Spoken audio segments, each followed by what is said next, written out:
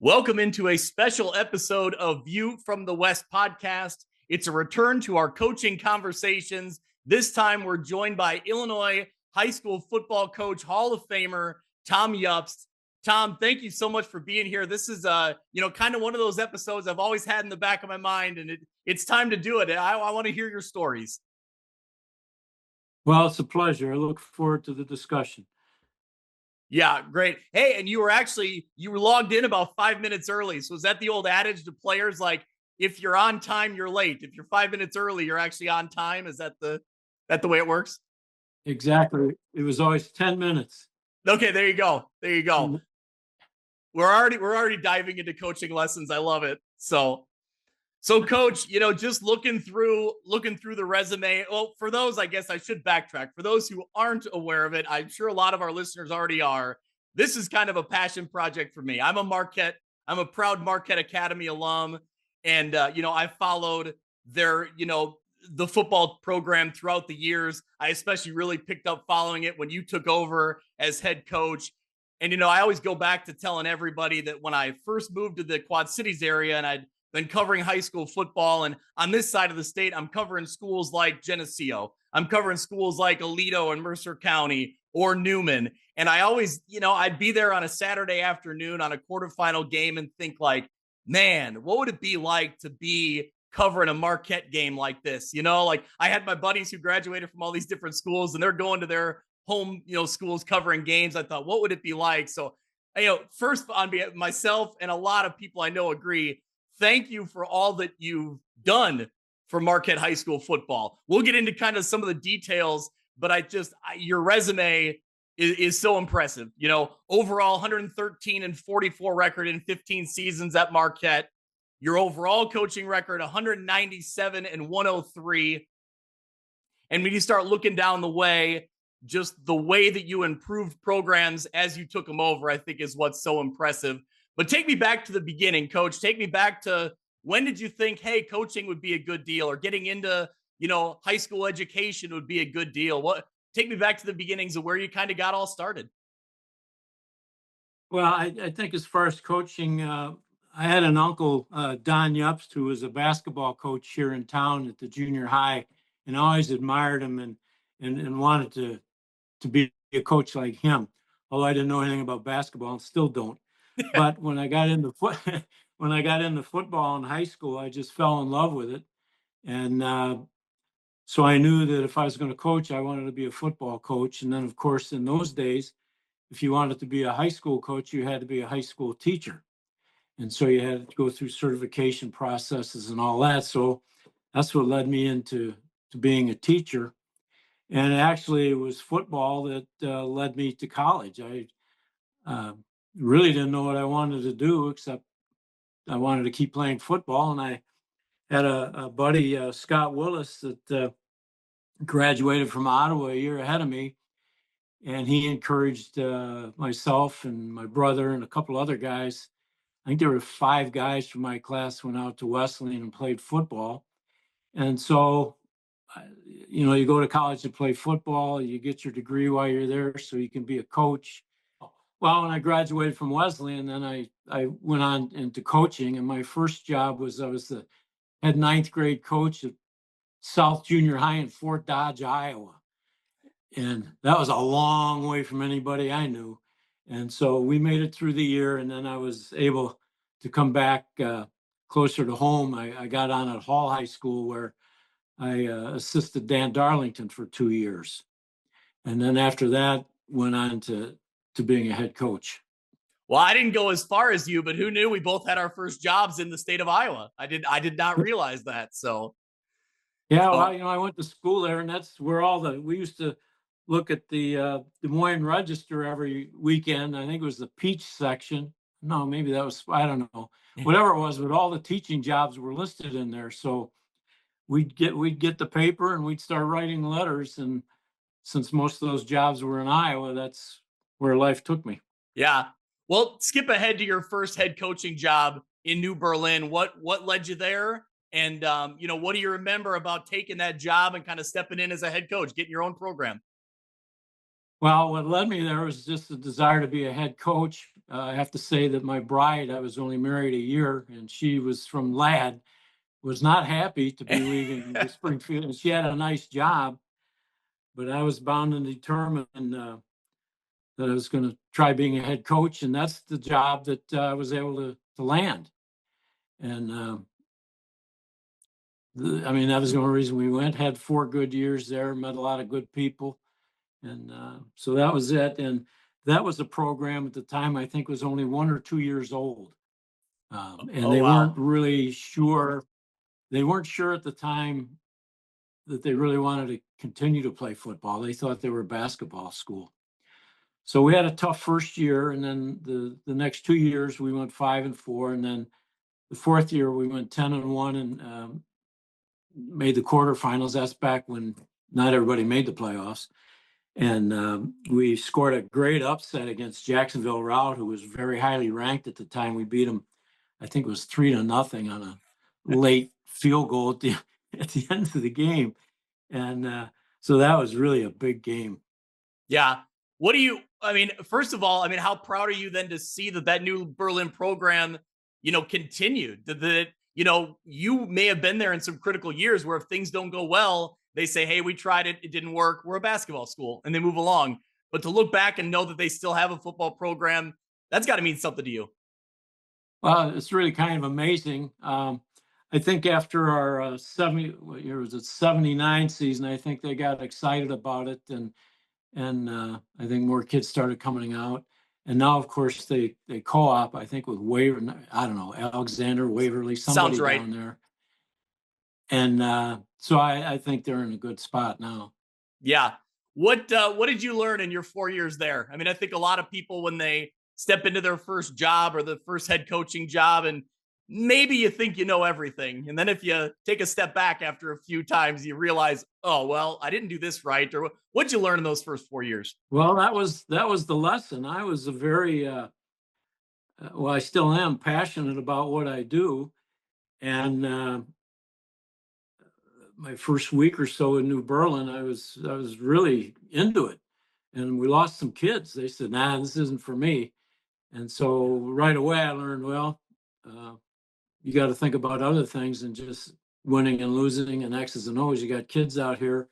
Some of them really want to be there, and some are just there because their buddies are there, or whatever other reason. So learned a big lesson then, and of course, I learned that I really didn't know a whole lot about a lot of things.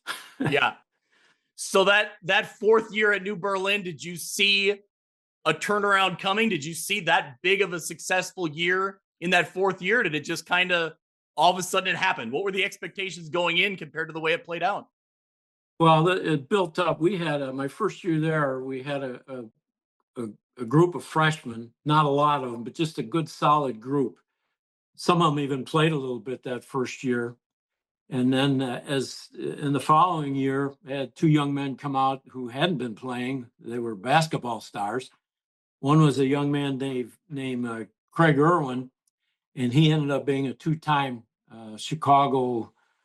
I think it was the Sun-Times, one of the Chicago papers. He made All-State twice. And the other guy ended up being a quarterback, was a guy named Dave Lett, who you may remember from Seneca. Dave Lett played 3 years as quarterback, and he was the only kid I ever allowed to call his own game his Oh, senior wow. year, and he did a great job. Yeah, and he worked with me. I had him at Morrison with me for a year after he graduated from college, and then he broke my heart. He told me he was going to Seneca, which at that time Seneca was not a good place to be football wise. And I said, Dave, you're nuts. Hang around here. Well, he went down there. He went up to Seneca and ended up winning the state championship Yeah. in the early '90s. So that was that story. Anyway, it was a good group of kids that stuck together and worked hard, and just ended up having an undefeated season as seniors, and actually went, I think it was 10-1 Yeah. was the record. So, well, I mean, we'll talk about a lot of different games, but it seems like that win over Jacksonville Rout in New Berlin is maybe on your Mount Rushmore. That was kind of your first big win. what do you remember about that game, or what do you remember about game planning for it, and what you needed to do to win it? I remember everything about that game. Um, I remember, I mean, planning. I remember the bus ride. I remember forgetting the kicking pad. So good thing we were only 10 miles from home. Somebody had to run back to get it because I knew that they wouldn't loan us theirs.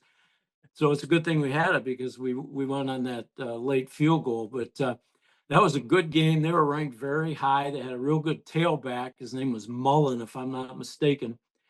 And early in the game, they got down inside the 5 with a first down, and we held them. And so it was kind of a back and forth game. Late in the fourth quarter, midway through the fourth quarter, we got down on the 20 or so. It was fourth down, and we tried a field goal, and we made it. This was the kicker was a guard on offense and a linebacker. He's a little short, stocky guy, Kurt Walker, and he was beat. I mean, I don't know how he had the energy to lift his leg, much less kick it, but he made the field goal. And then, of course, we had to hold them off, and we held them off, got the ball back. And then Dave threw an interception, which I still give him the business about. I said, Dave, what are you throwing for? Oh, I just want to beat these guys, Anyway, about 3 plays later, he was a safety and he intercepted them. So all ended up good. So I think the game was 3-0, and it's still one that I remember very fondly. Yeah. So from there, you move on to Morrison. Was Morrison a chance to get closer to home, to get closer to Spring Valley? That was pretty much it. I'd never heard of Morrison. We had an ag teacher at New Berlin who got riffed, and he went back up home toward, I think, Rock Falls or Sterling.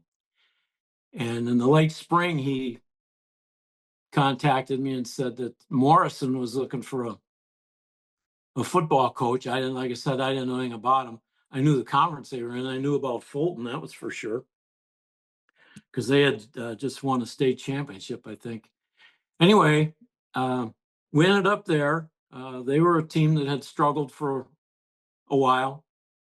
And the thing I remember about that is Mr. Jenkins, who was the principal, I called him every day to get that job because I didn't know anything about the place, but I wanted to go there, try to make my wife happy, get closer to home. And it was a little bigger school. And so finally I ended up with the job. And the thing was, back then you couldn't have summer programs and all that. So I didn't meet the players until the first practice. And I was late getting moved up there, so I didn't get to meet the coaches that much either. Anyway, the first day of practice, it's raining cats and dogs. So we're out there in that mess. So that was a tough start for the season, and that's kind of the way that whole season went. We lost 3 games in overtime. I lost probably my top athlete in the first game. But we hung on, and things got better after that. So take me through what kind of flipped in that job. You're in another location with a struggling program again, just like you did in New Berlin, and now you're looking at it. What worked again? You kind of flipped that program around as well. Well, I had some kids. We had a couple of young kids and a good young quarterback named Dave Spangler, and a sophomore guard named Phil Vach. Is probably the toughest kid that ever. I mean, he was tough. Anyway, and a lot of other just good kids, good athletes. We worked throughout the year on that one. I didn't think I was cheating because I was a PE teacher at the time.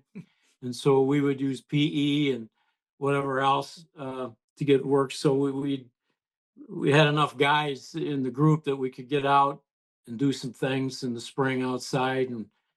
And I think the main thing about that is they learned the system a little better. And they came out a lot more confident in the next year. And the big part of that year was we were 8-1. We lost, I think, week 3 to Riverdale. They had a kid named Jervitz who was just unbelievable. We couldn't stop him. But we went into the Fulton game week 9. They were 8-0, one of the top ranked teams in the state. We played them at home. and we beat them. So here they were, as good a team as they were, and their coach was a phenomenal coach, a guy named Dale Giesler. I learned a lot from him. He was a wing T coach, pretty much a Buck Series coach, and I learned the hard way from from having to play against him. And then after he went on to Clinton, we were able to get together and talk, and he gave me some more of the secrets. But so I've always had a fondness and a deep respect for Fulton. Still do. I still keep in touch with Jim Proud and Pat Lawler, or Yep. not Lawler. Yeah, Pat. Pat. Yep. Sorry, Pat, if you're listening. Still have a great relationship with those guys, and we talk throughout the season. And we had a great rivalry for the remainder of my time in Morrison. But that was a key game. That was a turnaround game for our program. You know, you have to. I kept telling the kids to really know what we're doing. We're going to have to beat somebody really good, and we got to do that. And that was the deal with Fulton. We spent 10 minutes a day from day one that season working against Fulton's offense. 10 minutes a day. Yeah. For the whole season. So that really helped. And then after that, things just kind of took off. Yeah. Well, take me through, one of the lasting legacies you had at Morrison was the winged helmet that you created there in Morrison. And take me through the background of that. They kept that helmet from when you were there all the way through this past season. They just this year went with a Mustang head kind of, on the side of it instead. But take me through that helmet, because in this area that became iconic. In my first 2 years at Morrison, we used the old Ottawa High School offensive system. Coach Novak and Riley and Nelson and Ron Slack, they were really good to me and to my brother early in our careers and throughout, sitting down and talking with us. So we used the old Ottawa system. To me, it seemed like it was a little too wordy, because I'd send a play in, and by the time the kid got out there, he'd forget half of it, and it really caused some problems. So I looked into the Delaware system, which was actually a lot simpler. I mean, you just give 3 numbers and off you go. And so my brother and I went out to Delaware and to their clinic and chased them around other clinics that they were at. And we had decided just to adopt their whole system. And we thought, well, what the heck, the Morrison uniforms back in the day were really plain. My AD, Tony Collins, didn't want to spend any more money than he had to. And so things were really, really very Spartan.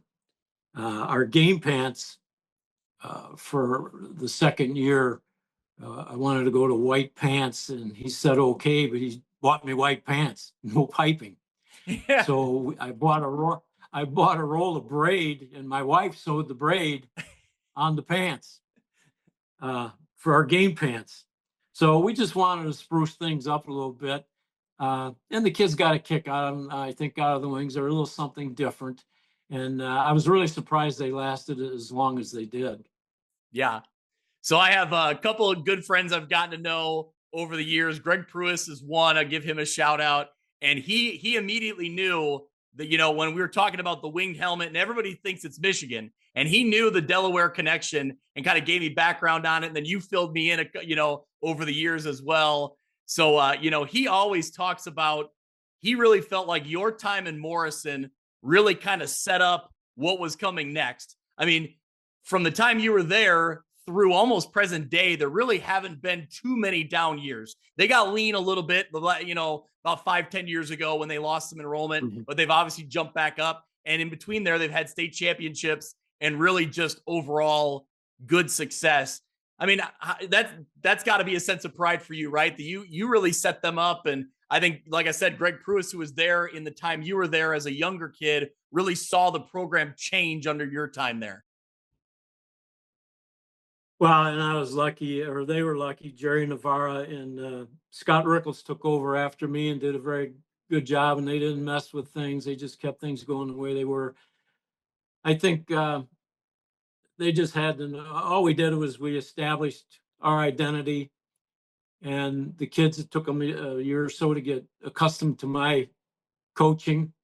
Uh, my AD wasn't real thrilled with it at the beginning either. He thought I was a little rough.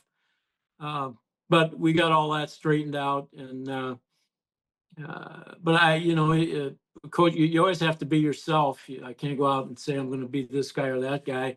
And I'm just very passionate. I have a temper. And I'm a nice guy. Somebody said that I'm a nice guy until I'm not. And that's, but anyway, the kids got accustomed to it. And I think they appreciated the fact that there was somebody who felt strongly enough about their success that was willing to get after them about it. Yeah. So it's interesting that we have the connection to Marquette Academy. And I don't know if you know that my co-host, Mitch Stormer, was a Morrison quarterback in about 03, 04, 05. So he has the Morrison connection to you. So between both of us on View from the West podcast, we're big fans. We're big fans of Coach Jobst because you were very formative at both of our high schools. So it is pretty funny the way it worked out. Morrison, a lot of good people and a lot of good kids. Take me through. You mentioned your brother there. Did your brother coach with you at Morrison before you guys came to Ottawa? No. Oh, okay. No, but he was coaching. He was a coach at Marseilles, and then he got out of that, and then he went over and helped out at Ottawa for a few years. But I don't know which years those were right offhand. I can't remember. But we talked every day, and it was always football. I mean, what else was there? I have a good Morrison story, though. Tim came up to watch one of our games, and I can't remember where we were. I don't know if we were at home or on the road. And it's halftime, and he's at the concession stand. And it caused quite a stir. Everybody's wondering why that damn coach was at the concession stand and not in the locker room with his team. And then he had to explain to him that, no, I'm not the coach, I'm his brother. So it was kind of funny. We always laughed about that. That's really good. That's really good. Yeah. I wonder if that happened more often, did that people see one of you and think they see the other one, I'm sure. But yeah, there were a lot of them, and some of them were really embarrassing. So well, take me through, for those who don't know, your identical brother, Tim, coached high school football as well as you, and we'll get into your time together at Ottawa. And then he helped you coach in Marquette as well. Unfortunately, Tim passed away a few years ago, but I wanted to really ask you about kind of the legacy of coaching with him. And what I want to get into is at Marquette, my dad is a public address announcer. So he sat in the booth right next to where your brother sat with a headset. And he had some good stories about, he'd see your brother coming out of the booth and kind of cussing under his breath and, oh, he didn't do, whatever. So take me through kind of that sibling rivalry and kind of just the back and forth in the football that was between you two. Well, we weren't afraid to tell each other what we thought. I mean, that's what you do. Yeah. And he had some different ideas than I had. And the other thing is I hated the headsets. So I would give them to one of the other coaches. And when Tony Romano came along, he said, Tony, you wear the headsets. If Tim has something, you just let me know what it is, because I have a hard time trying to think when I got somebody talking. Yeah. To me. And well, Tony, sometimes I would be in a situation where Tony didn't feel like coming over and seeing me, because once again, it goes back to the passion. So Tony sometimes kept his distance, and so a lot of Tim's ideas weren't coming through.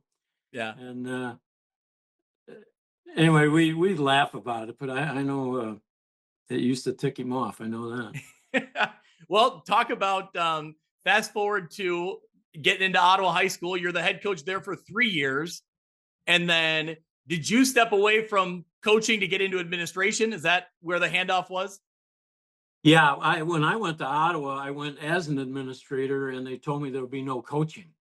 Okay. And I was at the point where I thought, well, okay, maybe I could use a break.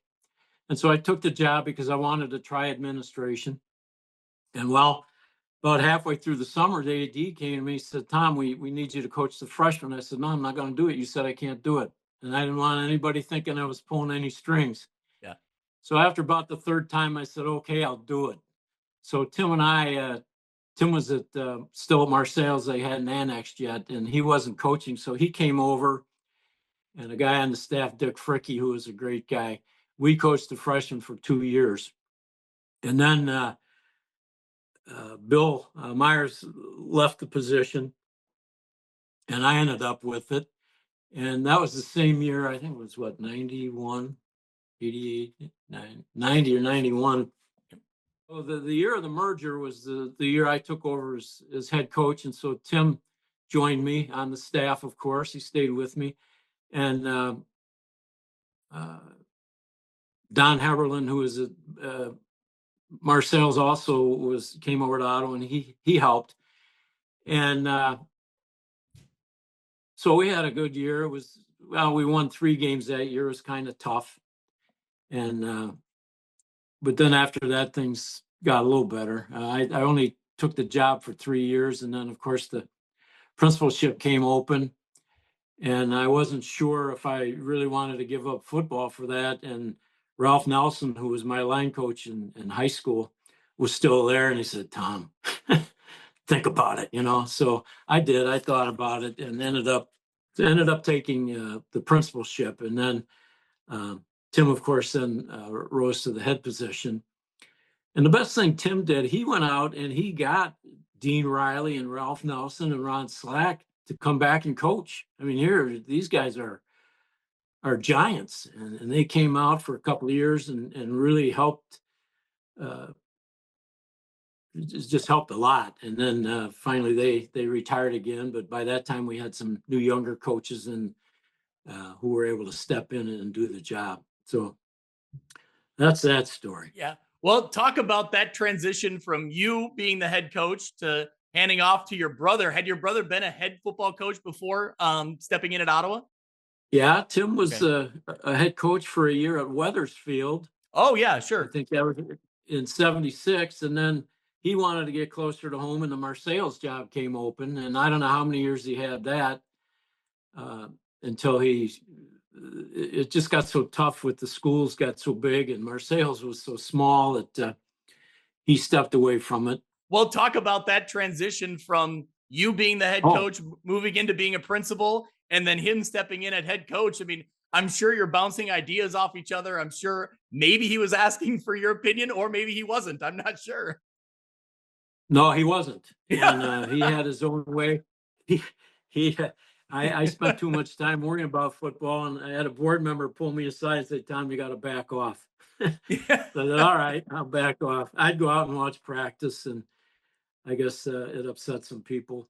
So anyway, Tim was always more progressive in football than I was. He always willing to try new things and that. And about the time he took over is when the things like the jet and all that came into being, and he learned that, and that became a staple in his offense, and it used to drive me crazy. I said, Tim, just line up and go get him. He said, quit doing this. But he stuck to it, and it really paid off for him. He developed a nice system where the old offense blended very well with the jet. And when he started really getting good with the jet, they really stepped it up. Yeah. We'll talk about what were some of his high points. What were the better seasons, maybe the best seasons, the best games, or what do you remember about his run there at Ottawa? Well, he made I can't remember what level it was, but I remember the big game against Mount Carmel down here at Ottawa High School. I think it was the 3rd round, quarterfinals maybe. I don't know. It was a nasty day. It was cold. And Mount Carmel showed up, and they filled up the whole sideline almost from end to end. But it was a real good game, and I mean, it was a heartbreaker. Ottawa lost a heartbreaker because they really played some ball, and I can't remember what the final record was, but I think that might have been the only game they lost that year. And And then Tim made the playoffs a few other times after that too, and had some great games. But that's the one I always remember. And the thing about that is that Tony Romano, who coached with us, with Tim and I, Tony Romano coached with us for 8 or 10 years, I don't know, here at Marquette. And that was after he had just moved to Ottawa. I was introduced to him. And he had coached 25 years at Mount Carmel as the head freshman coach. And so when they played at Ottawa, he was on the other sideline. And so there were always a lot of good stories and things like that. I kept telling them how lucky they were to beat us, but they were good too. They were really good. So it's funny how you run into people and how things come together. Yeah. Well, for you, sitting back as the principal, kind of not quote unquote on the sideline, but watching from a distance, how proud were you of what your brother was doing? And did you miss it along the way when you weren't? I didn't realize that you really weren't involved with coaching necessarily with your brother throughout that time. No, I backed off quite a ways. We'd still talk football, but not where I would get in his way. And I was really proud. Yeah. Yeah. Yeah. That's great. Yep. Well, let's talk about, you retire from the administrative position, and I don't know what the time frame was, but where does Marquette come into the mix? I guess, what were you thinking when you retired? Was football on your radar? Let's start there and then kind of get into the Marquette job. When I left coaching to become a principal, I had kind of in the back of my mind that I would coach again sometime. Didn't know where, didn't know when. My first year out in retirement, I contacted a couple of places, and I think my age was an issue. And right now, 58 doesn't seem so bad, but back then, I guess it was old. And I had one area superintendent said, well, Tom, we really owe it to our guys to get them the best coach possible. So they went out and got some young guy. Anyway, so I did my second year out. I got talked into coaching one of the levels of the Eagles football team. And I knew right then that varsity was about as low a level as I wanted to coach. Drove me nuts. But I had a kid on the team named John Lechtenberg. He was a 7th grader. And John Lechtenberg, as a kid in 7th grade, you could actually talk football with. And he was the quarterback, and he would, we could actually talk about stuff, and he got it. And so 2 years later, or a year, I don't know, 1 or 2 years later, when he came into Marquette, I was so happy. I just couldn't believe it. And he, not to get off topic, but John Lechtenberg is maybe the best all-around football player I ever coached. Yeah. Just tough, nice kid, tough, fast, you name it, he did it. And he could have played any position you wanted to. Anyway, so getting back, in 2009, it's when they decided to merge the Catholic grade schools with Marquette. And it was also at that time that the position of Marquette became vacant. And the principal at the time was Ron Spandit, who was one of my assistant principals at Ottawa. So I didn't make a formal application. I just sent him an email. I said, Ron, sounds like it could be a lot of fun over there with the merger, and with my background in curriculum, and maybe I could help you there, and maybe I could do so, help out with football if you wanted. And he said, I'll get back to you. And I thought, oh, okay. Things weren't always good between the two schools, and that was not necessarily a good time. So I thought, well, this will never work. But anyway, I got another note from him, and we had a little meeting, and he talked to Monsignor Halfacre, I guess, to get the approval. Next thing I know, we're having another meeting. And I got home, and my wife said, well, how'd the meeting go? I said, well, I'm not sure, but I think he hired me, but I wasn't sure. Anyway, it turned out good. And so we started right away during Christmas break of that year, getting ready for the next year. We started working on the weight room. So that was the first thing, area of focus. And Todd and Hopkins and the boosters and parents were really good about helping to build that out. And I'm really proud of that weight room. Where along the way did you realize that the weightlifting was going to be something not just important for Marquette, but for any football program in high school? What did you see that was something that was going to be necessary if things were going to work at Marquette? Well, we figured that out at Morrison.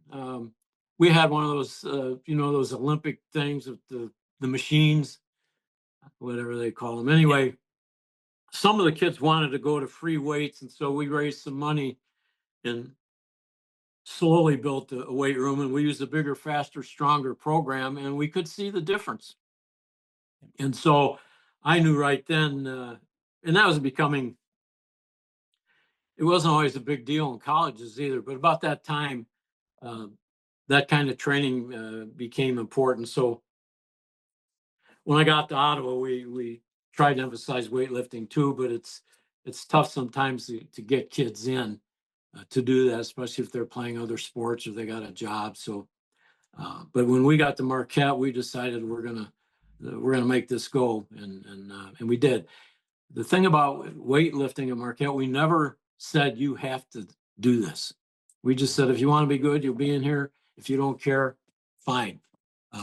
But we had a couple of good seniors. One is a guy named Adam Canavas, was going into his senior year. Just, and I mean this in the nicest way, what an animal. He ended up, he went to the U of I, got into West Point. Last I knew, he was flying helicopters somewhere for the military, but he was as tough. I mean, we'll get into that first year later probably, but he was just tough, and he loved to work out. He'd work out with us. He'd go work out somewhere else. And by the end of that summer, he was dead. And I kept saying, Adam, have you figured it out yet? Maybe a day off? Yeah. But he just, that's how he was. Yeah, you need those guys in the program, right? I mean, you've seen it over the years. You need a couple of those guys, and you're going to go a long way. Well, he and a couple of guys set the tone. Yeah, they really did. Yep.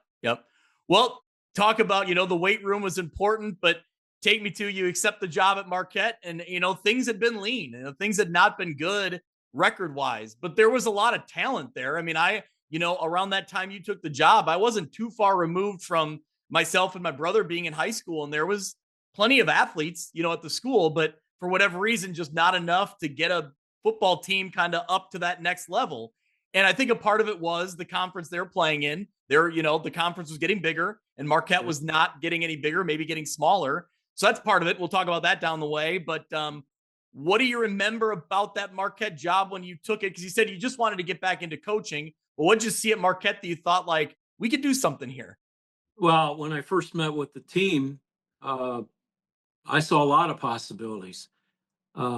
Unfortunately, some of those kids decided to move on after the coaching change. Yeah. And so I had the guys who were left and the coaches that were left. I offered every coach a position. Some stayed, some didn't. And I guess that's all right. So we ended up with who we had, and there were some good athletes, just not enough. And unfortunately, there were a lot of athletes walking the halls. Yeah. And we still kind of have that. But so we just decided we're going to, take who we have and fly and see where we go. Well, talk about the 16. That became an iconic symbol, at Marquette High School in your time there.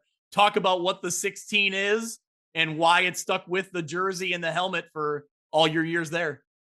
Well, when we, and that's kind of gotten, when you tell a story, when it gets passed on enough, we had 16 varsity level players. We had other younger kids, but it would have been pure negligence to put these little freshmen out there against the competition we were playing. Time I can still remember, because we met right here in the room behind me. Everybody was the coaches were kind of down and out about, geez, we only got 16 guys. How are we going to do it? What are we going to do? And so I thought, well, let's just embrace, in my mind, let's just embrace what we've got, because it's not going to change. And so we decided to call ourselves the Marquette 16. And 16 was a relative number. That was the number that night. And Father Ray then designed a helmet decal, which was an M over Roman numeral 16. And then we talked to the kids and I said, now, this is what we want to do. We're going to give you this sticker, this decal on your helmet. And we're going to take pride in it, but only if you agree that you're going to be here all the time. You're not going to take plays off. We're not going to have boo-boo breaks. I mean, if you're really hurt, you're out. But there'll be no just coming off the field because you're, for whatever reason. And they bought into it. And we took a lot of pride in that. That was, in psychology, that's called an anchor. And so we said, when you look at that decal, that's your anchor. That brings back all those things that we say we are, that we want to be, who we are, what we are, tough guys just out there playing football. And so they bought into it. And I get emotional. So I promised them they wouldn't be forgotten. Yeah. And so that's where the 16 on the jersey comes in, and the 16 on the sweatband on the helmet, and we still do that, and I hope they do, because it is a big deal. Yeah. If it wasn't for those guys, I don't think we'd be playing football. They stuck it out. There were, at the time, there was a movement. There was talk about going over to soccer and everything else, and just dumping football. And so all credit to those guys. Yeah. I mentioned that 16 was relative, because I remember going to Fulton to play over at Fulton. We took the varsity in the activity bus, 13 guys. Oh my gosh. We dressed. We had 13 guys, and we almost won that game. So the kids went out to play, and what we decided, and they said, and we lost a lot of blowouts, and we just convinced the kids, hey, don't worry about the score. Hell, we were happy to get a first down sometimes, and because we had injuries and some key guys got hurt and things like that, but it just said, you're coming out to play football. Just play football. Who cares about the score? Just play football, and that's what they did. Yeah. Well, I mean, without naming all 16, I mean, what are some of the names that stand out to you, or some of the, individual moments that you remember from that first year and getting into that second year? Because there are some kids that, unfortunately, like you said, they went out and they grinded and they played football, but they never were on the winning end of it. They never saw, personally, they saw it from afar, I guess, the success. But, talk about some of the moments and some of the players from that group. Well, speaking of that, there were some people who wanted to cancel varsity and just play JV, and the sophomores move them down. And I said, no, I'm not going to do that to these seniors. Yeah. They want to play football. They came out to play football. They were here when we needed them. We're not going to do that. And so we didn't. And anyway, I got some names here. Kip Caputo. We had Jack Dunning, he was a sophomore. Mitch Endress was, he was only a freshman. Yeah, I was going to say, yeah. Before. He never played football. A lot of our better kids never played football before. Peyton Jensen was a key. Zach Worsley was the quarterback, and he got hurt, and so we brought up Patrick Killalay. And I knew he was small, but now when I look at the team picture, I'm thinking, geez, he looks like about a sixth grader in there. And his first start was against Sterling Newman, who won the state championship. I was at that game. I covered that game. Yep. Yeah. And I asked him, I saw him during the day. I said, well, how you doing? And he said, I'm scared to death. We used a different word, but he said, I'm scared to death. Who else? Canavas, I mentioned him. Trevor Kleinprince, had a couple sophomores, Taylor Kamader and Elliot Kowalski, Truman Lindout, Tom Pumel, Scott Sipnewski, and I think Tyler Verona. I don't know if that's all. We had, in our team picture, the original 16, one of them was a foreign exchange student that never played, and another one was a kid that never came back after the picture. So It was funny how it worked. But anyway, that's where the 16 came from, and it was a point in time, not necessarily how it was all the Yeah. time. Well, I know personally a family friend going back to years and years, the Worsleys. I know Zach Worsley really well. So I have to bring him up. Talk about, he was the quarterback through some of those lean years, but again, a good athlete and just, trying to, make some things happen on the field against a big and good Three Rivers Athletic Conference. What did a kid like that mean to you, even in injury in that year, your first year? What did a kid like that mean in the weight room and just kind of getting after it? Well, he's the kind of guy you need. He's a great athlete, an all sport athlete. Uh, didn't take a year off for this or that. He's a true competitor, and Yeah. I think more so than his athletic ability was his competitiveness. Yeah. I mean, when you take a guy his size, I don't have his height and weight here. Zach was not a big kid, and he took some licks. And finally, I don't know, maybe it was his third or fourth game, he got hurt, and but he still stuck around and came out and was with the team. And guys like that around, especially for the young guys, that's who they look up to. And those are the kind of habits and behaviors between Zach and Canavis and Jensen and some guys like that. They were good models Yep. for the young kids to look at.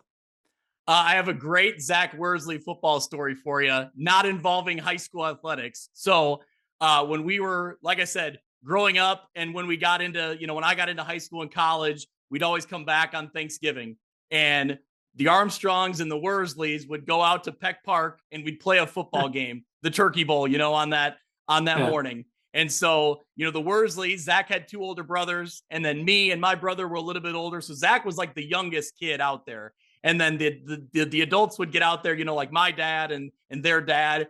And the longer we did it, eventually I got my wife to come out. We're just playing, it was kind of soft tackle, not, nothing too serious for all of us.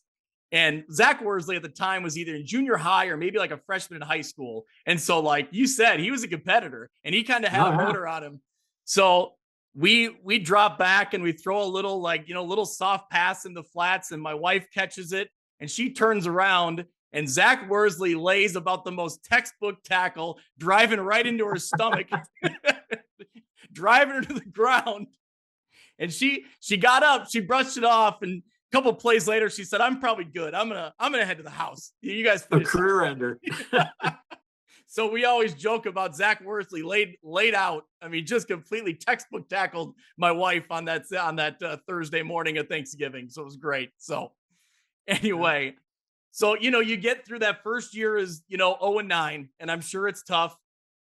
But what kind of happened between year 1 and year 2? And then we'll kind of get into obviously year 2 to year 3. But did you see a switch there? Or did you see momentum building even after 0-9? Yes, we did, and we were very optimistic about the second year, and we had a great preseason. We had a good group of sophomores and some good freshmen coming up, and so we had a great summer in the weight room. Had a great preseason with our doubles. Back then, you could still do doubles. After the last doubles, some of the guys decided to celebrate the end of doubles and got busted. So we were missing 4 guys, starters, going into the first 2 games.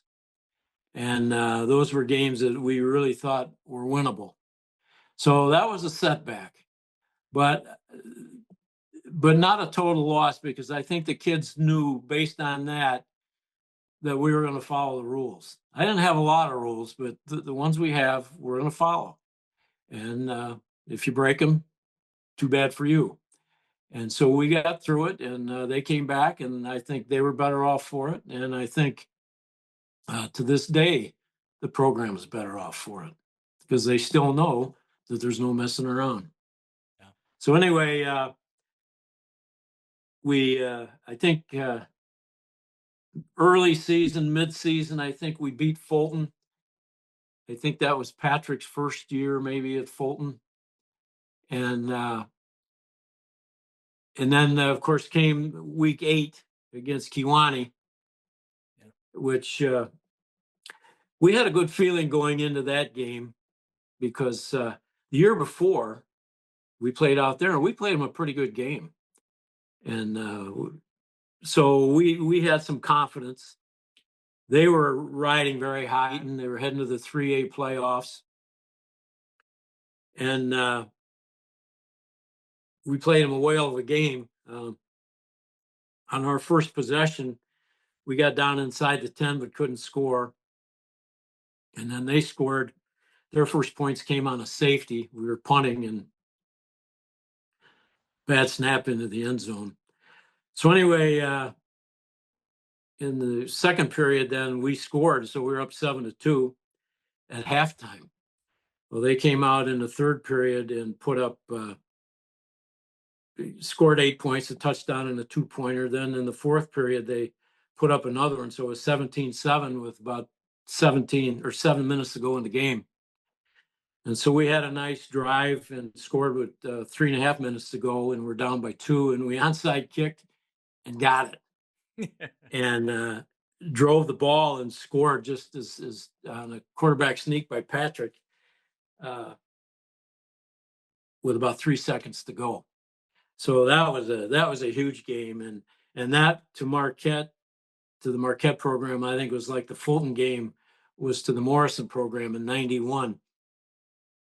They finally knew that they could play with somebody good and actually win, and I think that whole attitude just continued to build through the years. And so now, we never talk about winning or at any time in my time there, did we ever talk about winning or losing? We just talked about go out, play the play, win the rep, do the best you can, come back, play the next one. And so that's how that works.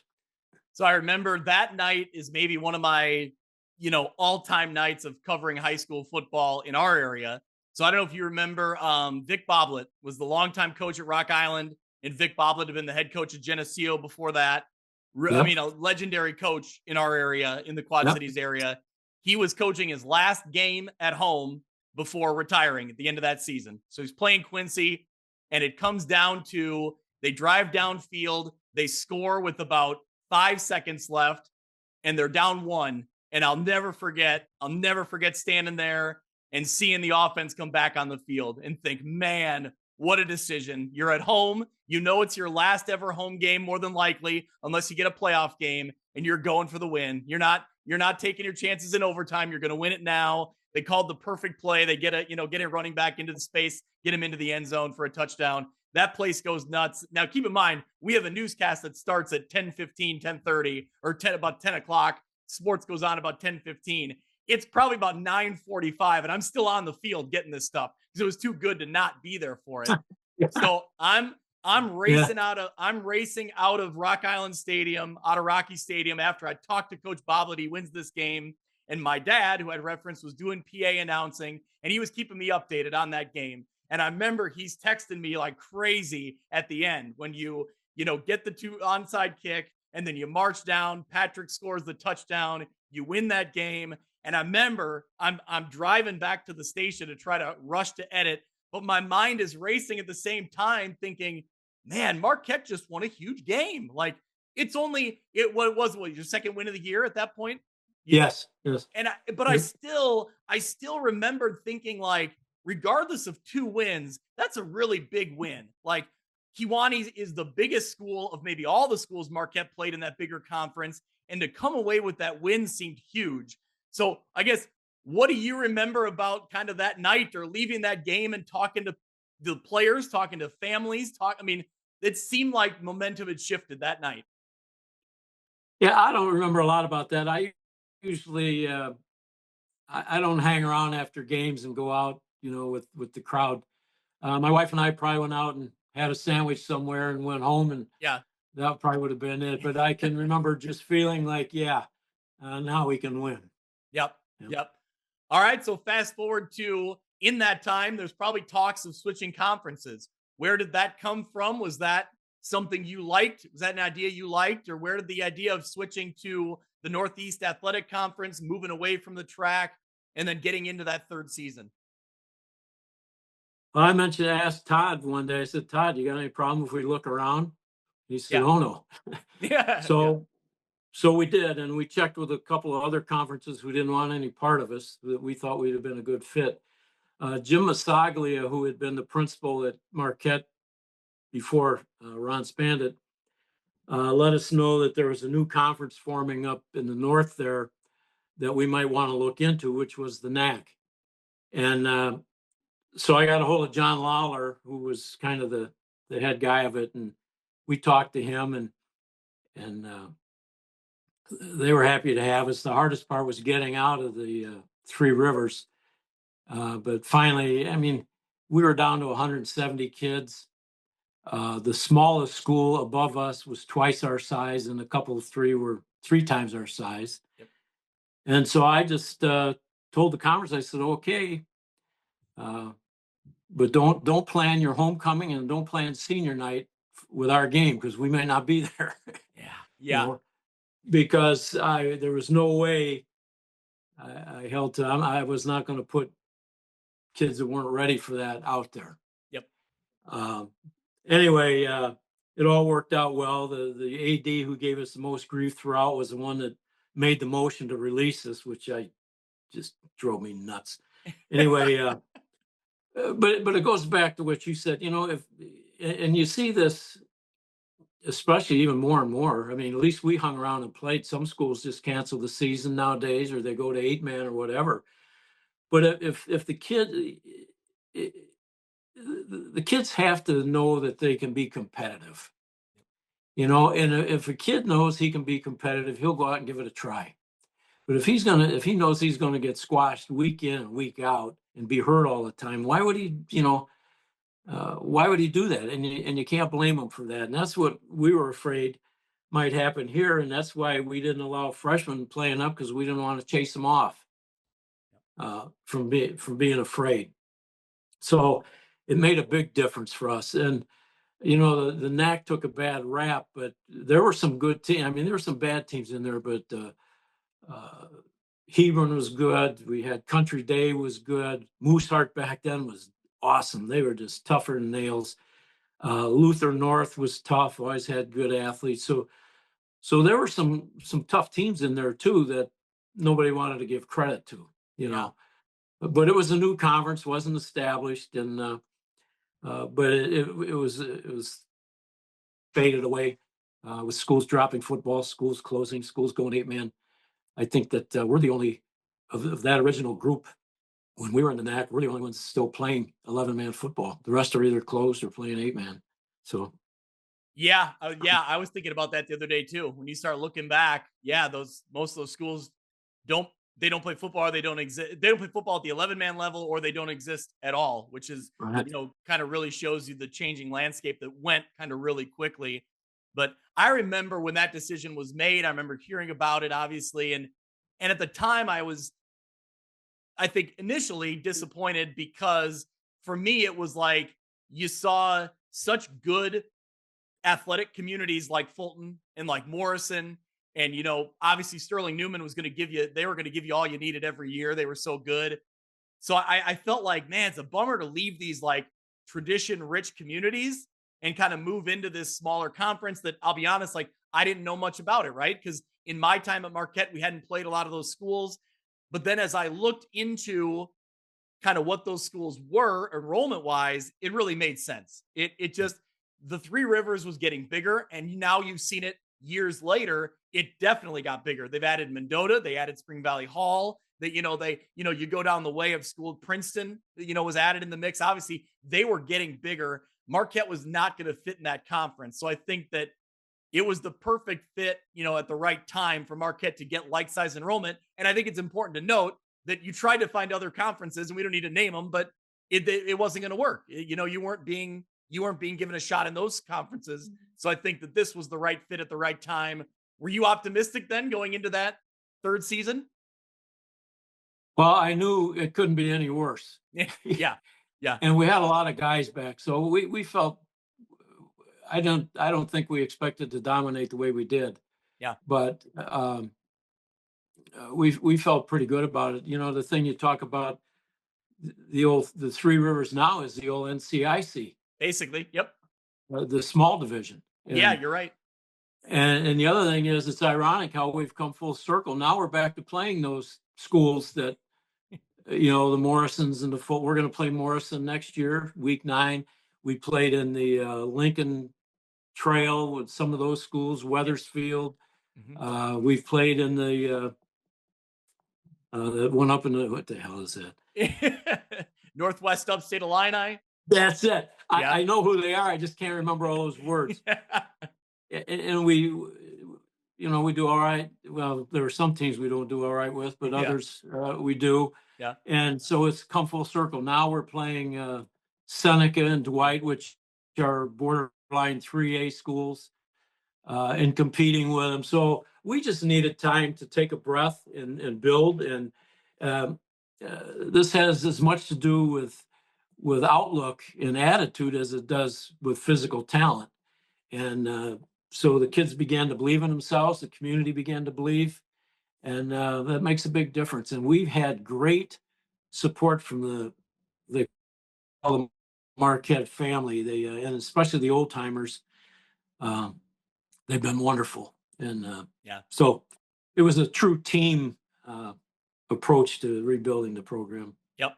I remember in that off season getting a text from my dad, Rick Armstrong, does the public address announcing. I remember, well, obviously we talk a lot of Marquette football, talk a lot of Marquette athletics in general, but a lot of Marquette football. And he texted me, and it was Charlie Ellerbrock, unfortunately passed away this off season, but I couldn't go without telling this story. I remember my dad texting me and saying, Charlie just told me he thinks we can go 9-0 next year. Thinks Marquette could go 9-0 next year.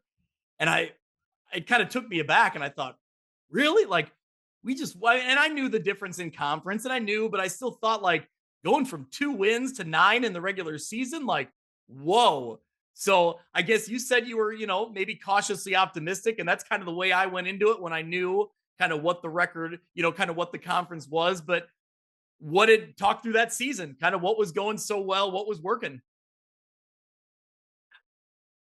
Well, we just went out and played with confidence, and we didn't do anything different.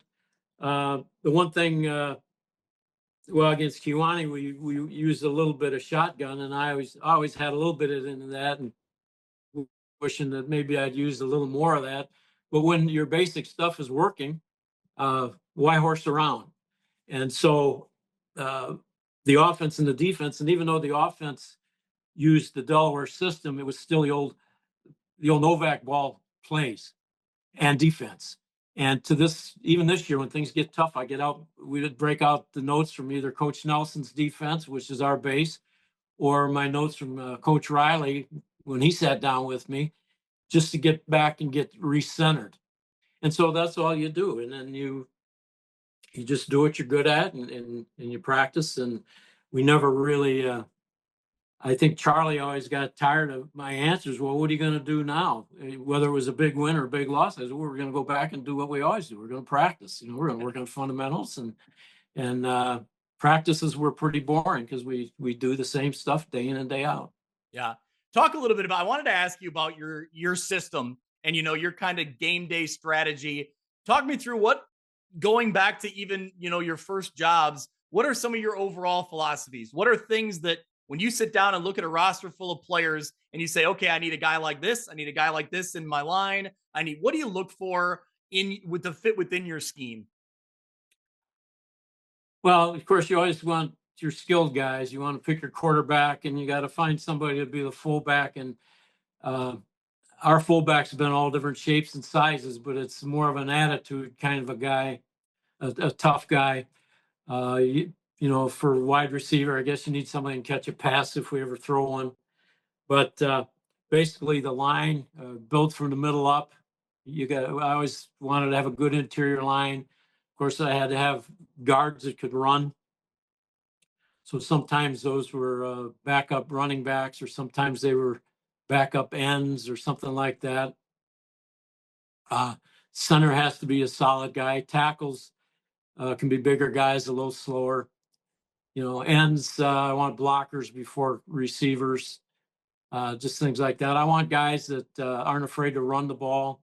They'll stick their nose in there and get their 3 or 4 yards if necessary, if that's all they're going to get. But who will be fundamentally sound and most of all remember their assignments. I mean, it's amazing how many times in the heat of battle a guy will forget what he's doing, and so you got to have guys that you can count on for that too. So you look at not only the physical aspect and the athletic aspect, you look at the personality and the reliability of the player as well. Yeah. I want to talk to you about, that quarterback position because they're not going back and throwing 30 times a game, but man, there's a very important element to what they do. And I do not diminish this. I bring it up as a source of pride. They got to be your game manager. They have to control that offense and they have to kind of make sure that everybody knows what they're doing, right? Exactly. And the quarterback has to be a guy with good hands, usually a shortstop kind of a guy, not always, Yep. but a guy that can get the ball and throw it. We don't care if a guy, people confuse quarterback. They say, "Oh, that kid can really throw the ball. I mean, he can throw it 50 yards. Fine, but can he get it where it's supposed to go?" So there's a difference between passing a ball and throwing the ball. And one of the things I learned from Coach Raleigh was, hey, look, you don't have to throw far. If you can get a guy that can just dump it out there 10, 15 yards and let the guy run, you're going to be just fine. And his approach is always try to throw 10, 15 times and get 100 yards in a game. And so that was always my goal. Although I mean, if the running game's working, I didn't mess around with the passing game. But in a good, tough game, that was the approach. We were after first downs, not touchdowns. Yeah. If you do that, the touchdowns will happen. Yeah. Talk about, over the years as offenses evolve and you kind of stuck with a very hard-nosed football. And I think what I really appreciate about it is as someone who sees a lot of that Northwest upstate Illini, Lena Winslow does it very similar. When Stockton's really good, they're doing it a very similar way. I can go down the list. Dakota does it that way when they're really good. What kind of kept you gravitating towards that, same kind of thing, to I guess you kind of already brought it up. You kind of referenced it, but what did you like so much about it that just felt confident and it was working? Well, first of all, let me talk about the guys up north. They're very, very good. I mean, everybody knows that. And they're pretty good sports about it too. But they play our style of ball. So when we show up with them, it's just another day because they play against so much of that. When we show up against a lot of our competition, the spread teams, they don't have a clue. Yeah. And so it's like stealing. It's like cheating. And the reason I stuck with it was when I first became a coach, that's what I knew. I was a guard in the offense. I love trapping. I love the fullback trap. And that's where we start. And so it comes from that. And it's probably obvious when you watch me calling plays that I'm still a guard by some of my calls. Although there's no better play than a fullback trap on 3rd and long. I think it's as good as anything. But so I stuck with it, and I've tinkered through the years looking at other things, but I always come back home to this because not only is it something I understand and I'm comfortable with, but I know it works.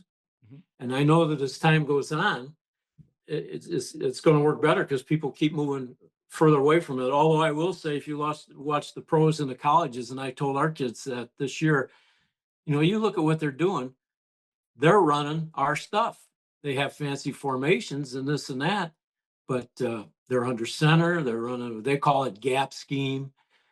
Okay, it's trapping and kickouts and all that stuff. So it's working back that way because the defenses have built themselves with smaller, faster guys to take care of the spread. So what do you got to do? You counter with bigger, stronger guys. Yeah. And so I'm glad we stuck with it. I hope, I'm sure Kenny will. And I just love it. It's I would rather teach the wing tee almost than anything. That's where the fun is.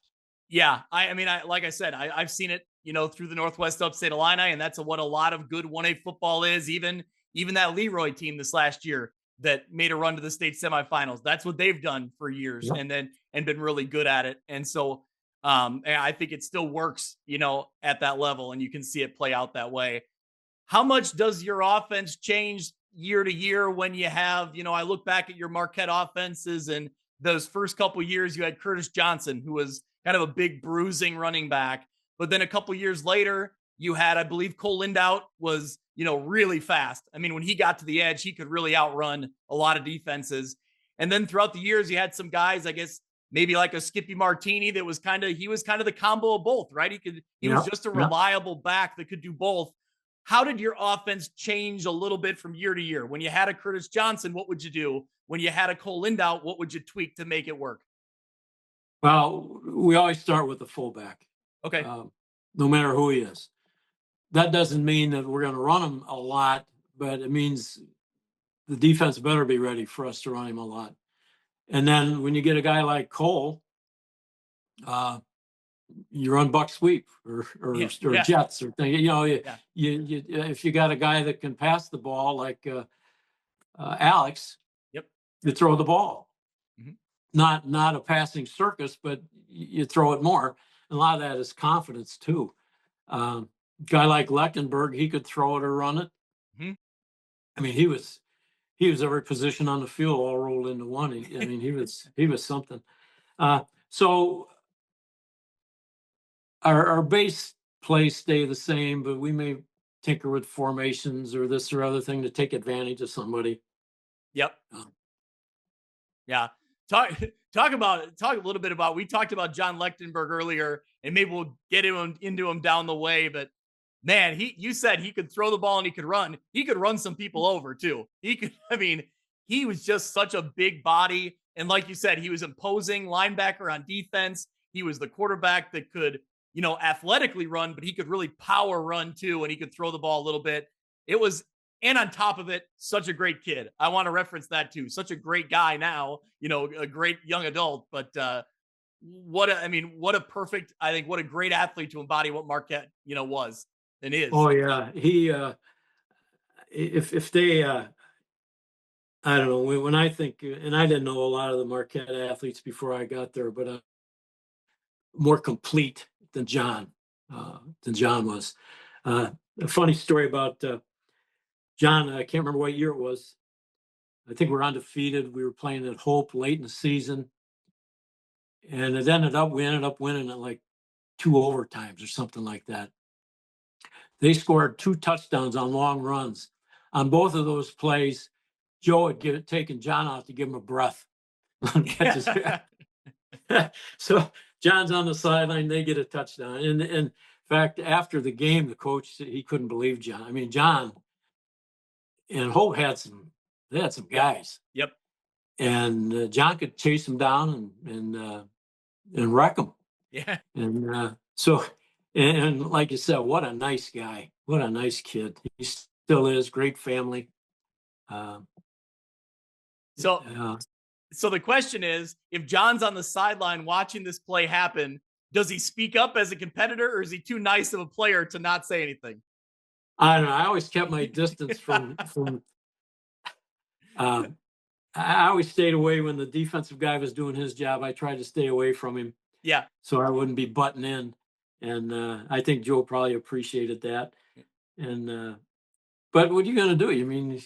I mean, they were deep in their own territory. You think, yeah, this is the time, But yeah, that's how dangerous they were and how good John was. Yeah. Yeah.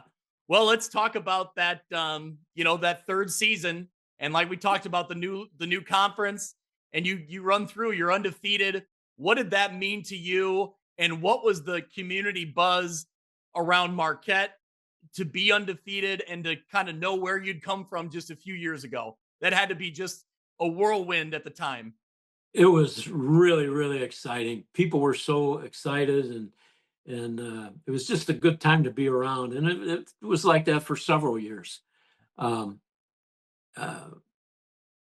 yeah, I can't explain it, but it was just, you look forward to it, and everything was fun. I mean, we worked hard and we pushed the kids hard, but we had fun, and yeah, I don't know what I can say about it. They were just great days, and then of course the year when Ottawa had their good year and we were both together, You'll never see something like that again. That was an amazing event. That big rally they had downtown with the two teams and the two schools, and it really did bring everybody together, the whole town, which it hasn't always been easy. Yeah. Yeah. As you're having connections to both, what did that mean to be there on that stage? I get goosebumps hearing you talk about it because I've seen the photos and I've seen the video, and it was incredible. I mean, as you said, I mean, I grew up, as a Marquette, guy and a Marquette graduate.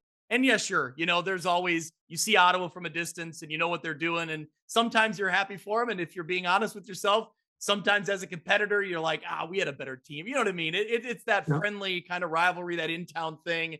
But what did it mean in that moment to realize, like you said, this is incredible. This has never happened. Who knows if it'll ever happen again? But we're here in this moment. Like, to have two undefeated 9-0 schools in the same season is unbelievable.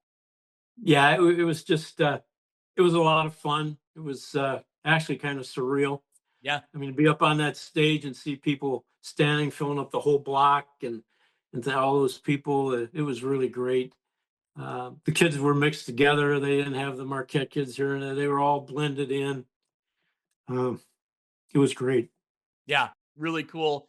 That's another, getting back to some of the highlights of my time covering high school athletics was I went to the Ottawa game against Rock Island in the afternoon, and then I drove across. I might have went home for an hour, and then I went back over to Marquette, drove across the river, and went back over to Marquette and covered that game against Foreston. And no offense to Ottawa, I wish the day would have turned out a little different. We could have flip flop victories there, but that's okay. But Well, they scored a whale of a comeback to win that game one over there. one of the And craziest endings I've ever seen. yeah, and I Michael, didn't see it. Yeah, yeah, I left in the third quarter because I had to get ready for my own game, but it was fun watching what they did. And yeah, Hermosillo and guys like that, they yeah. were awesome. Uh, Hermosillo went up. I mean, I can't remember the quarterback's name for Ottawa at the time. He rolled out, and it was kind of like, he was on the run, running for his life, just trying to make a play. And he tossed it up to Hermosillo's side of the field.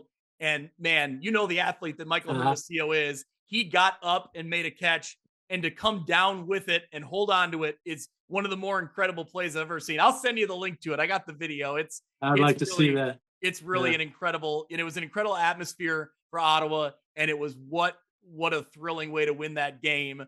But yeah, on the flip side, go a week before that, and I remember being in the press box. Was your first playoff game that year against Luther North, I believe, on a Yes. Friday night? Yes. Yeah.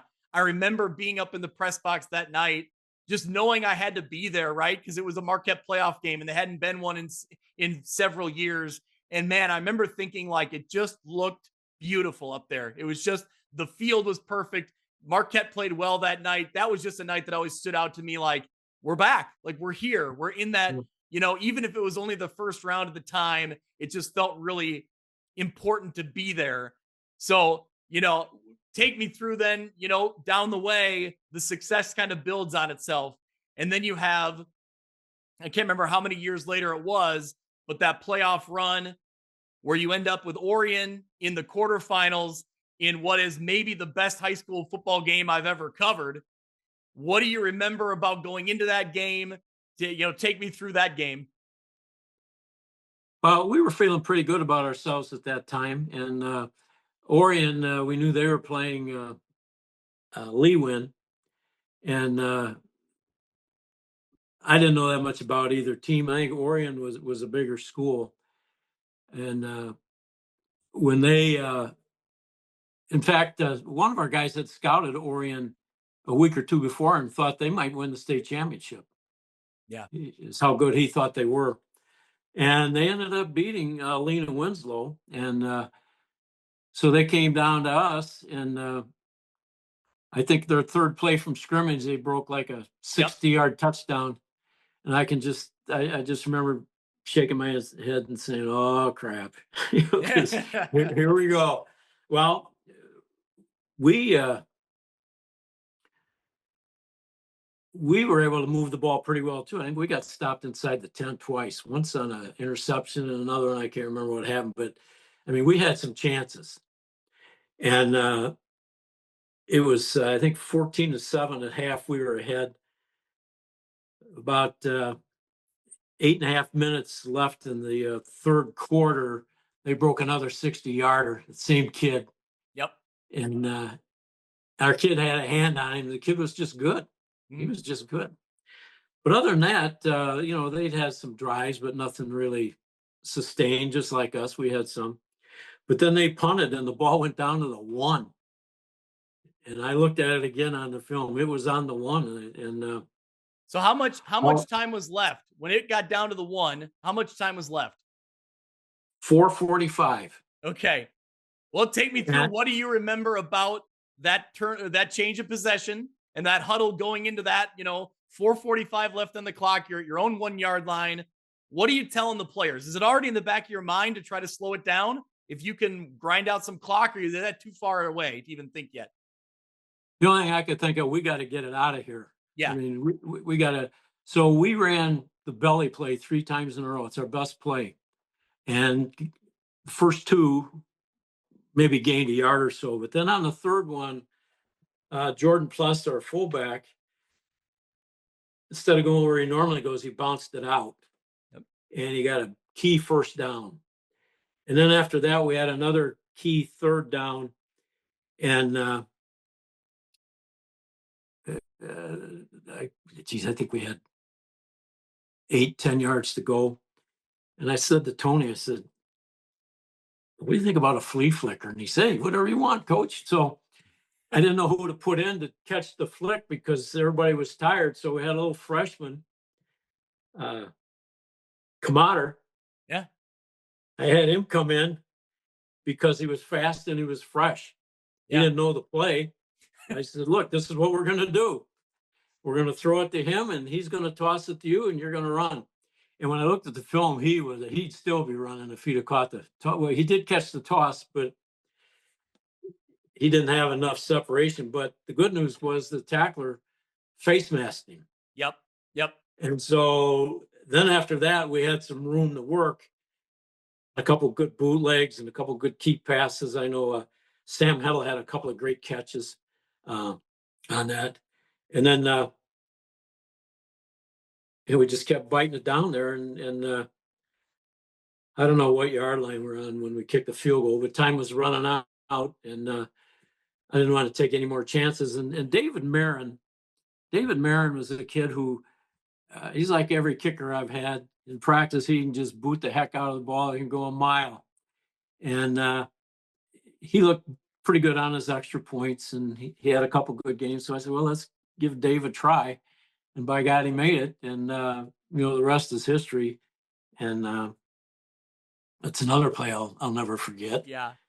And, that was a huge win. I mean, here was we're a 1A school beating somebody like Orion at the time, and that was really big. So that was a 13-play drive. I counted the plays, 13 plays in 4.5 minutes. Yeah.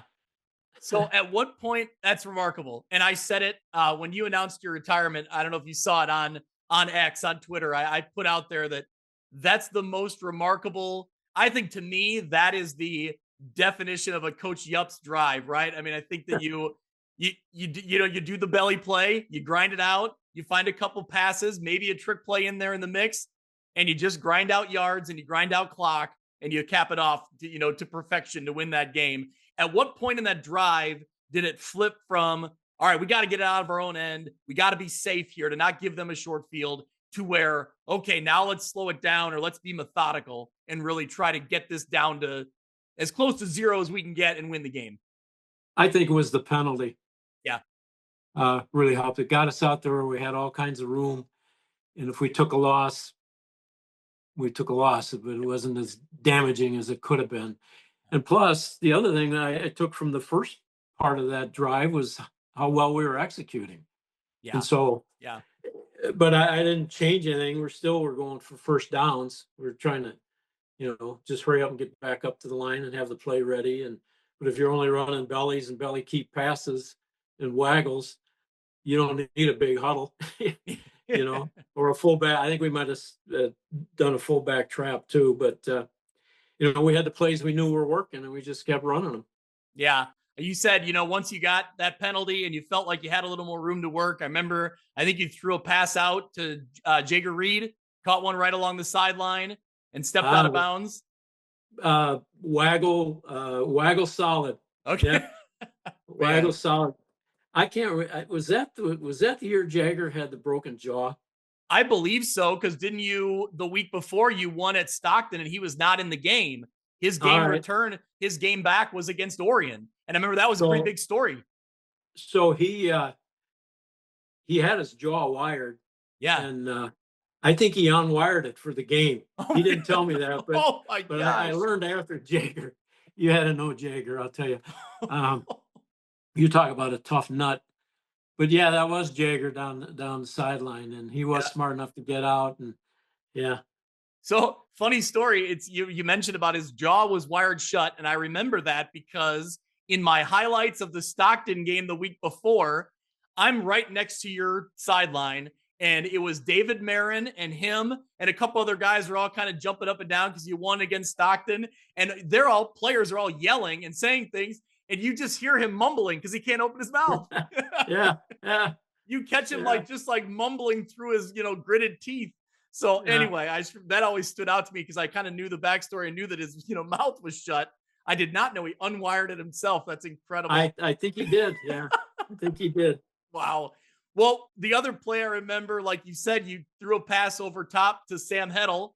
And what I always remember about that pass is Heddle catches the ball and he immediately brings it down to his stomach. Do you remember this? He brings it down to his stomach, and I've never seen somebody cradle a ball so hard. He lowered his head, he lowered his body into like a fetal position to cover that ball up because he wasn't about to fumble that on the catch. It just he wasn't going to get hit and lose track of that ball. I just remember that's really fundamentally sound in a big moment. And that's Sam Heddle. He was like that throughout his career, just a very heady guy. Very reliable, and I remember seeing that in the film. And if he hadn't done that, he would have dropped it because he really hit the ground hard.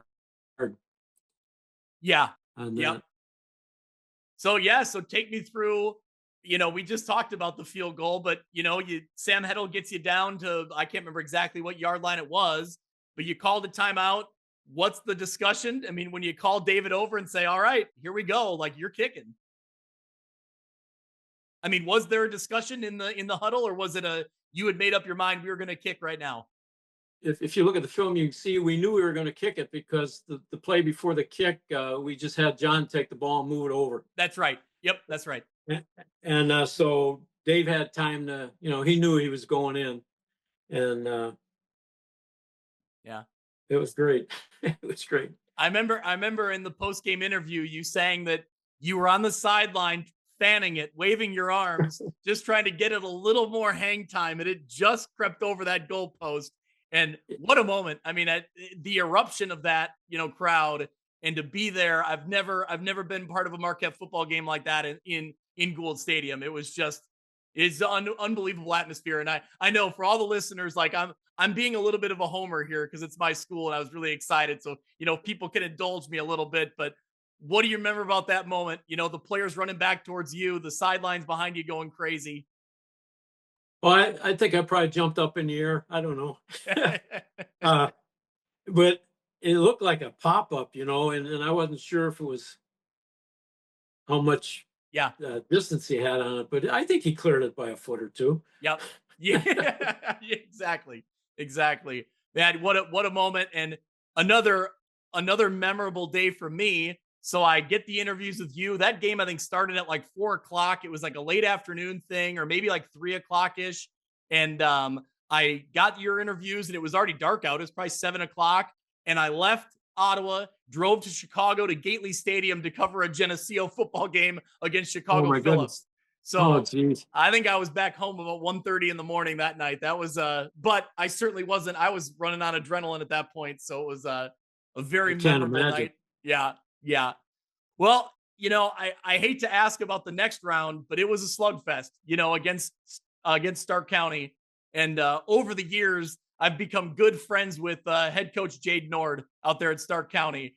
I think if I wasn't good friends with him, I wouldn't, be as forgiving about him beating, Marquette in that game. But that was a wild circumstance too. When you guys get to Stark County and it was a blizzard and they tried to clear off the field, it didn't work. And then it's the logistics of getting to Dunlap, and I don't know, take me through that 24 hours. It's a weird, kind of a weird weekend.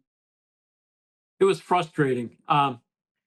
We were debating whether to play the game at Stark, and I had some of my coaches say, "Hey, they were on their field, make them play on it." I Yeah. mean, think about it as the broken ankles and things like that. And sometimes I wonder if I think not playing was the right thing to do, not because of the snow, but because the tractor tread marks and the field was all torn up. I think when they started plowing, they thought it was frozen, and it wasn't.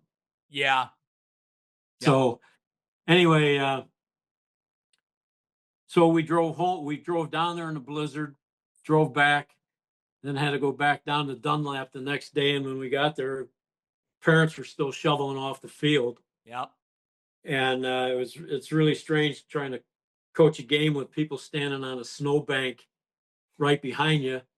And the problem with that is you can hear everything they're saying, and it wasn't what they're saying about us, but some of the people were getting on the rough, so I had to turn around and just tell them to knock it off. Yeah. But that was a real good game, a heartbreaker. You give that kid credit though. I ever since had my doubts about the student exchange program. Yeah. Sucker. Anyway, but that was a heck of a kick Yeah. in Yep. an awful circumstance. That ball had to be hard as a brick, and he had room to spare. I don't know what the distance was, 45, something like that. Yeah. It was Yeah. just a beautiful kick. And so we give our hats off to them. At the time, we weren't too worried about it because it was in the first half, and we thought, well, we got the whole second half. Yeah. And at the end of the game there, we had a nice drive going at the end. I think we were down there pretty deep, but that's how it goes. And hats off to them. Yeah. Yeah. Well, again, it feels like there's these milestones, right? And even in a loss, it's still a trip to the semifinals.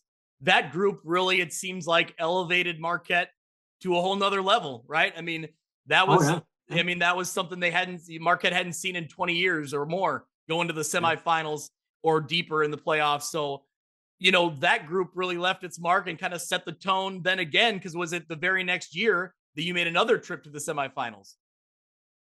Right. Yeah. With kids that you don't know how they won. I mean, that was a team where we were hiding people, Oh, yeah. but they still figured out how to win, and because they had confidence. Yeah. And that was Logan Comader's first year. He did a nice job. I think he was a sophomore quarterback, did a nice job. His first year of 3 good years, quarterback in the team. And yeah, that year was the surprise. Yeah. But that's what happens when you believe in yourself. Yeah. Talk about that as a coach when, some years you go in and you think like, yep, we got the guys. Like, this is going to be a year and I'm going to put them in the right places. And we're hopefully, if they execute, we're going to win some games. And there's some other years where you think, man, I don't have enough to cover these key positions that I need to make plays. And you find guys kind of step up. And talk me through the differences as a coach how rewarding is it to have those years where guys kind of show up and they make a name for themselves when maybe you coaches didn't even necessarily see it? Well, it's a great feeling to see kids that work hard. You can get a pretty good idea how the season's going to go and who's going to be reliable by what we see in the summer. Yeah. So we use that as that doesn't mean if you don't do much in the summer, it doesn't mean you won't play. It just means you're taking chances because somebody might beat you out. And that happened over the years. But there's nothing better than seeing kids work hard every day and come out and be rewarded with success.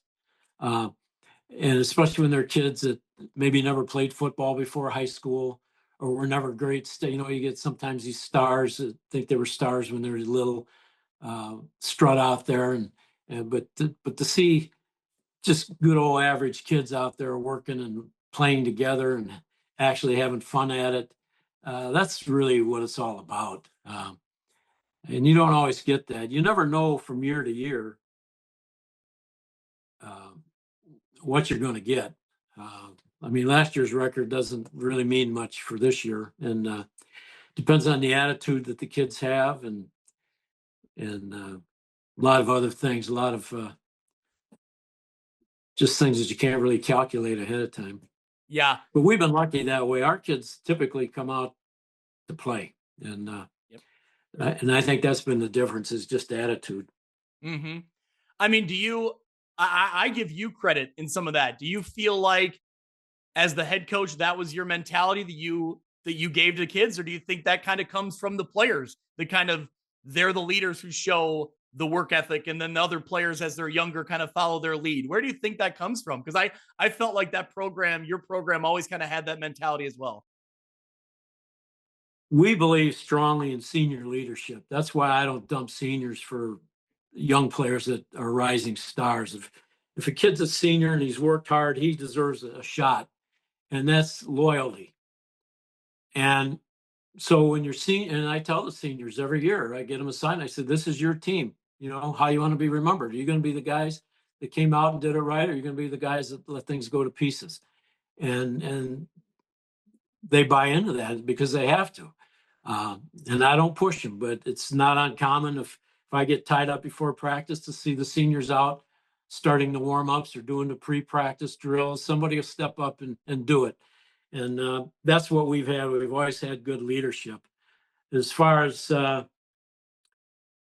I don't know how I appear to other people or even to the kids. I do know that I'm a competitor, and I do know that I'm sure some of that shows. And they know that uh, I don't have a problem when they make honest mistakes, but when they make the same one over and over, or if they're not paying attention, they pay a price for that, and it's not comfortable.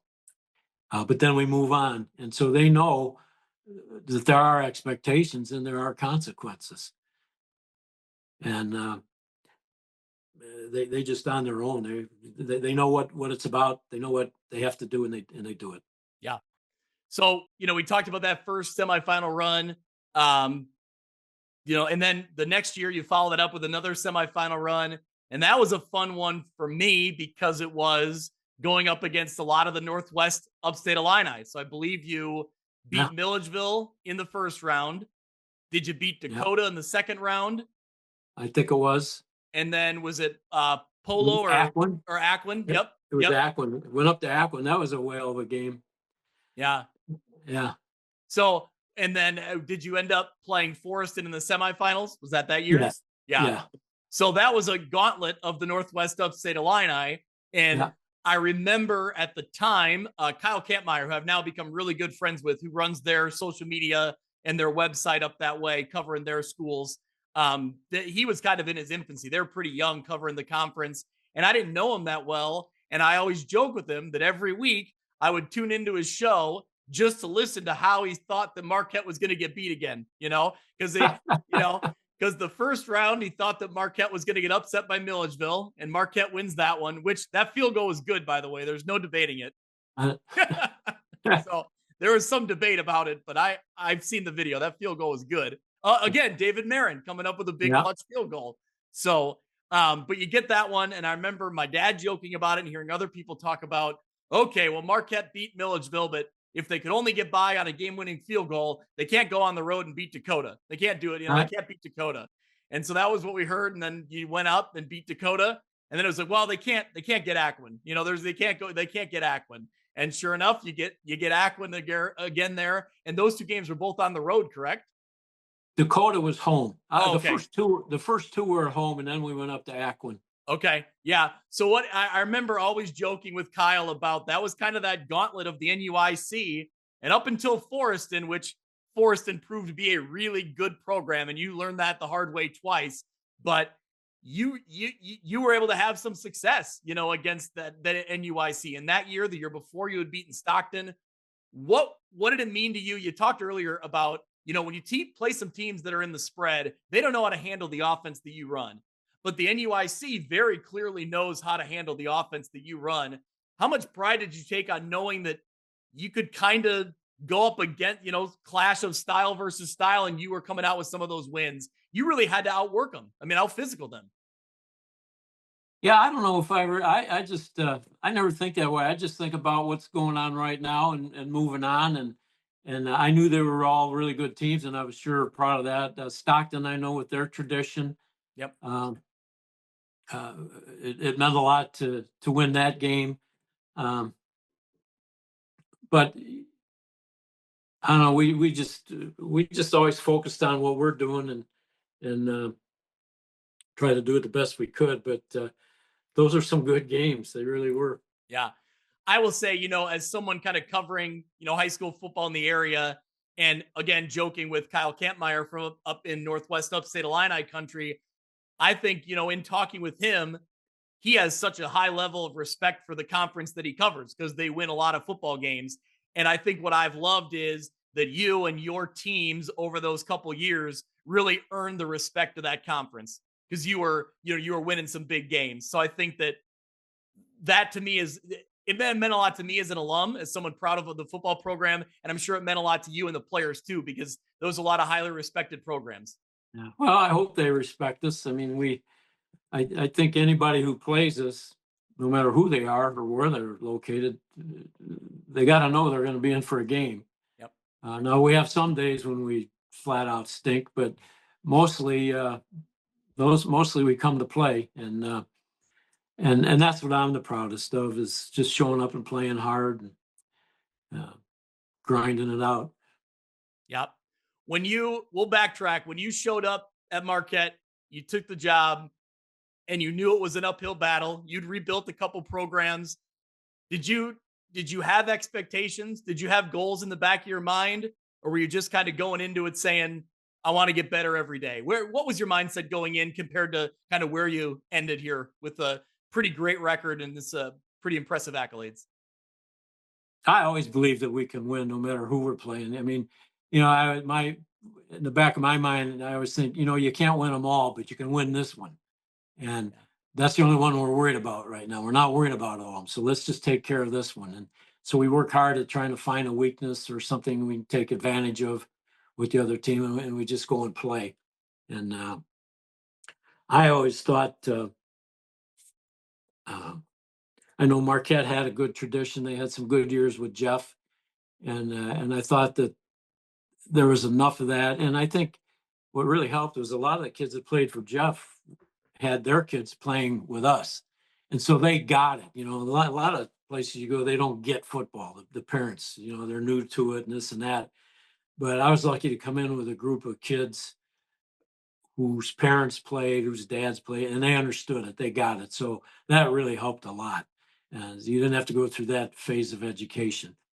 Um, I thought, of course, I had been away from the Three Rivers for a while, and of course, things, your memory changes a little bit. It's not always accurate, but what I remembered of the Three Rivers, I thought that we could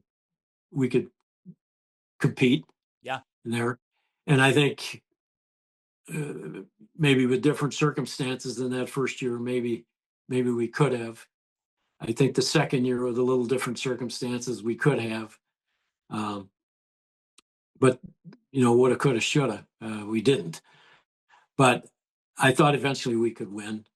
And that first year was pretty tough. I remember one day going out to practice, had 7 kids at practice. And but like Abe Lincoln used to say, his dad said, if you get a bad deal, hug it tight. So we hugged it.